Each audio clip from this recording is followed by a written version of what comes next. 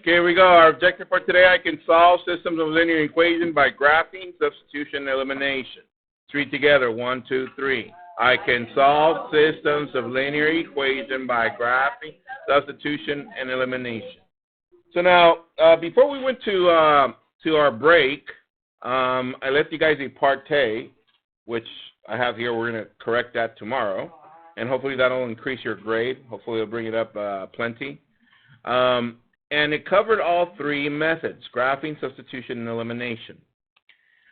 Today, we're going to be looking at making decisions as to which method to use, number one, and number two, classifying the system that we're solving. So, do we need a Fourier model? No, because we already know what system of linear equations are. Is that correct? Do we need steps? No, we already have the notes on all the steps and all the methods. On graphing, I gave you guys steps, but then when we got to the graphing portion, I said, what if I didn't solve for y? Do we know any other methods to graph linear equations? And some of you said yes. Some of you were like, I have no idea what you're talking about, Mr. Q. So talk it out with your neighbor. What are the different ways of graphing linear equations? Different ways of graphing linear equations.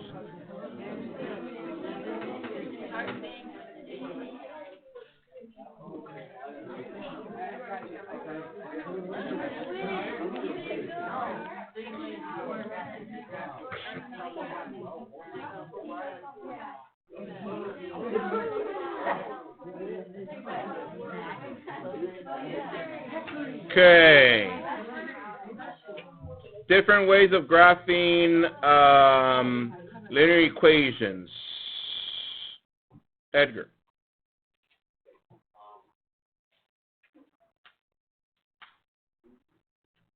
The Q method, also known as what? Cover up, okay, or finding the x and y intercepts. What other method?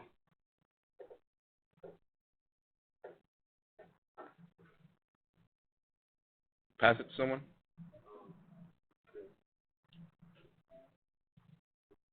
Chris, Art. Okay, what others? Yeah, we're working on graphing. What different graphing methods do we know? He already said using the x and y intercepts, which is the Q method or the cover-up method. There's two more. Using the slope and y-intercept, also known as that you got to solve for y, which is this one, right? Slope-intercept form. What is the third way? Pass it to someone. Sergio. Using a table, x and y table. Those are the three different ways we can graph. So, let's go to substitution. I gave you guys steps for substitution, and the very important step for that one is solving one of the equations for one variable. Yeah. No, you don't need to write these down. You already have them. So, we already know the steps for these. The most important step we said was that you needed to solve one of the equations for one variable. And the last method, elimination, we said that we set the equations to standard form. Okay? So, copy this down, please, on your paper. Write consistent system, leave space for definition, and then write independent system, leave space for definition, and write the next term. What's that? Yeah, we're gonna elaborate on them. Consistent system. A system with one solution. Examples of those, we already did one in the warm-up, but we already did some of those for home play, right? Now, instead of giving you the definition for independent system, I'm going to give you the definition for inconsistent system. So watch. If for consistent system is a system with one solution, a consistent system is a system with one solution. What do you think an inconsistent system is? Everyone. With no solutions. If it's consistent, one solution, because we've been solving them, right? And they all have one solution. If it's not consistent or inconsistent, it has no solutions. Okay? Definition for independent system. Now, this is, first, these two we're talking about in regards to one or none, right? One or none. Do they have one or not? Independent system is a system with one solution. So you're saying, so what's the difference between consistent and independent? None. They're the same. Consistent is also an independent system because it's one solution. So independent is one solution. Dependent is a system with infinite solutions. Infinite solutions. So, as you're writing those down, consistent and independent have one solution. Inconsistent system has no solutions. And dependent system has infinite solutions. So, just to kind of elaborate on that, check this out. I'm going to graph two lines here for consistent and independent. Okay? So for these two, it says it has one solution. So watch. Here's one line. Here's another line. And the solution is what? Everyone? Where they intersect. So this is the solution, right? All right. So this system is known as consistent and independent.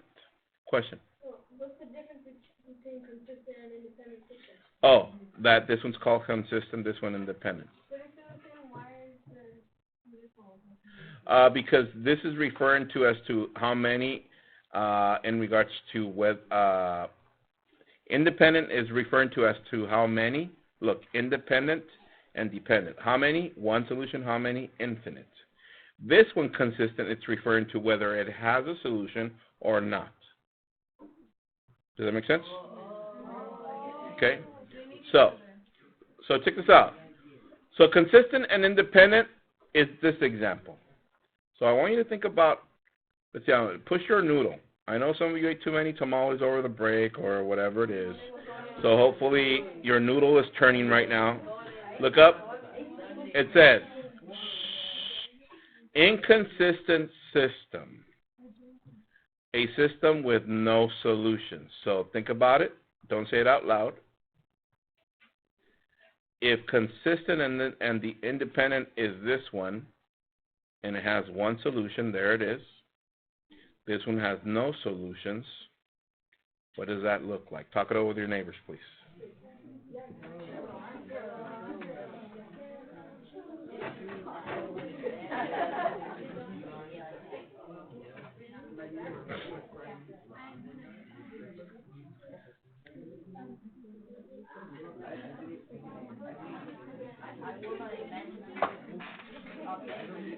All right.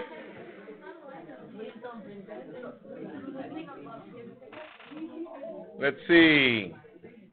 Seabass. What does that look like? Seabass says parallel lines. Oh, my bad. I forgot. He says like parallel lines.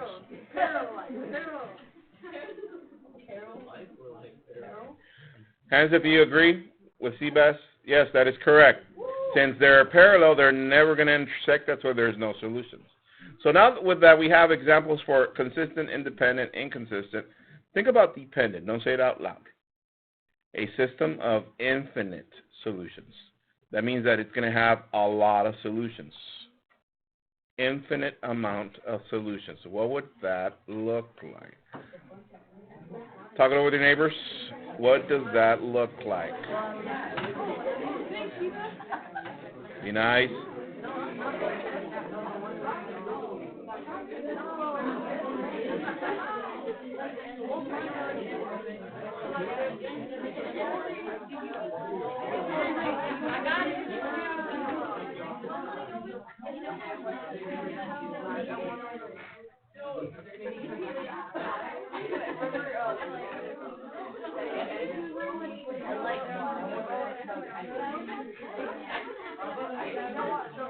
All right, let's see. Dependent system. What does that look like, Sydney? Two lines put together, okay? 1, 2.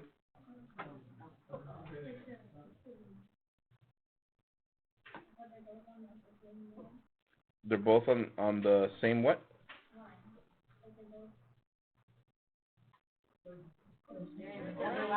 Hold on. What's that? Two lines that make up one?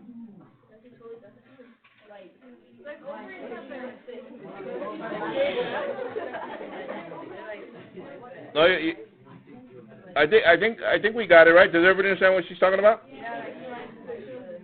So something like that. So what does that mean? Let's see. If I was to give you a dependent system and I wrote y equals 3x plus 2, what would be the second equation for that system?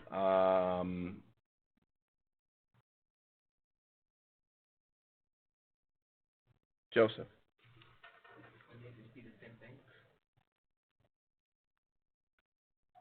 That is correct. It's the same one. Why? Because if we graph them, they overlap each other. That's why there's infinite amount of solutions. Yes? Mr. Q, I heard someone say that it would look like a graph. Would that be right? No, I didn't. Be nice. Anyways, what we're going to do right now, we're going to solve some systems, and we're going to classify them. So we're going to see if they are consistent, independent, inconsistent, or dependent. Okay? So copy this down, please. Example 1. It said solve. Y equals x minus 4 and negative x plus y equals 3. Let's do this one together. So for this one, tell your neighbor which method would you use to solve this one.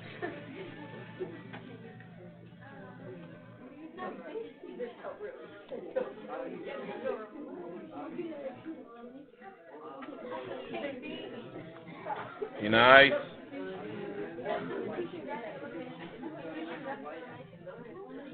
All right.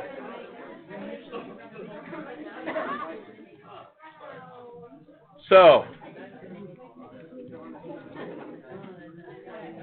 Carissa, which method would you use? Hands if you would use substitution.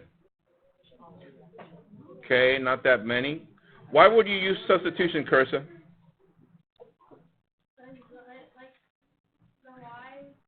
The y? Is equal to x.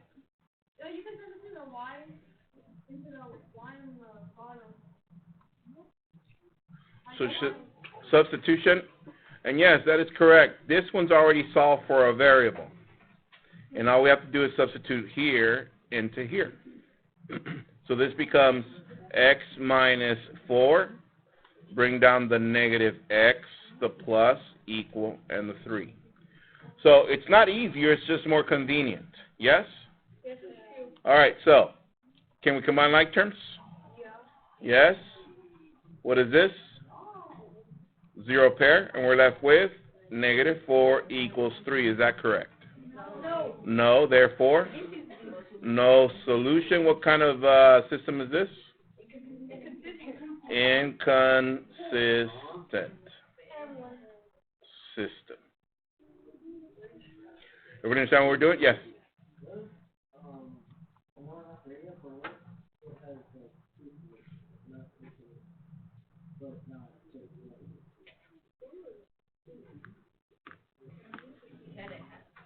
Two solutions, not infinite, and not what? Then it wouldn't be a linear system. A system that involves linears and quadratics. Because quadratics are what? Parabolas, and linears are lines, and lines can intersect the parabola at how many points? 2. So, all right. Do another one. Thank you. Example number 2. Copy this, please. Do this one by yourself. Example 2. Says solve y equals negative 2x plus 5 and 2x plus y equals 1. Copy that and solve. Go.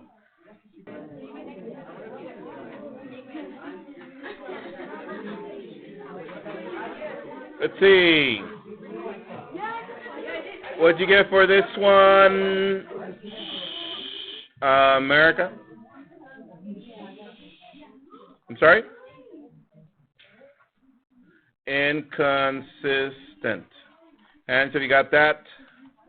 That is correct. There's no solution. Okay, let's do another one. Example 3. Example 3.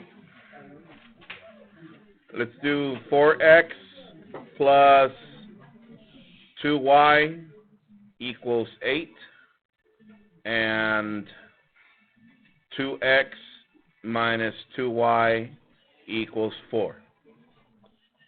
Go. Once again, make a decision which method to use, solve, and see what you get. Classify that system. Copy and solve. Go. What'd you get for this one? Okay. Help him out, please. Caitlin?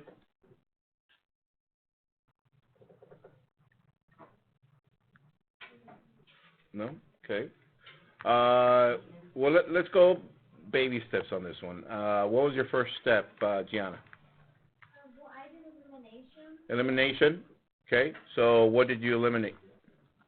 I eliminated the y. The y, and you end up with? 6x equals 12. And then you solve for x, and that gave us what? 2. Hands if you got x equals 2. And that is correct. Okay. So from there, we substitute that into, which one did you substitute into that, Gianna? I substituted into 2x minus 2y equals 4. And instead of x, we write 2. Bless you. Bless you. Bless you. What'd you get, Gianna, at the end? Y equals what? Hold on. Okay. So what is 2 times 2? 4 minus 2y equals 4. The negative is with the 2, but this is a positive 4. Therefore, I subtract 4. This is negative 2y equals 0. Divide by negative 2, so y equals what? 0. Therefore, the solution to the system is 2, 0. Hands if you got that. And who can give me the classification for this one without looking at your notes? Lysandra.